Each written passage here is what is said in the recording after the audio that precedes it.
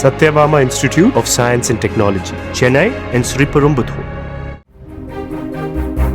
திருவண்ணாமலை மாவட்டம் ஆரணி அருகே ஈசனோடை கிராமத்தில் ரகுபதி குடும்பத்திற்கும் மணிகண்டன் குடும்பத்திற்கும் இடையேயான வழி பிரச்சினையில் மணிகண்டனின் வீடு புகுந்து 30 பேர் கொண்ட கும்பல் தாக்கியதில் 3 பெண்கள் படுகாயமடைந்தனர். கொதிக்கும் தண்ணீரை ஊற்றியதால் உடல் பாகங்கள் வெந்து போன மணிகண்டன் மருத்துவமனையில் அனுமதிக்கப்பட்டுள்ள நிலையில் இரு தரப்பினரைச் சேர்ந்த 19 பேர் மீது போலீசார் வழக்கு பதிவு செய்துள்ளனர்.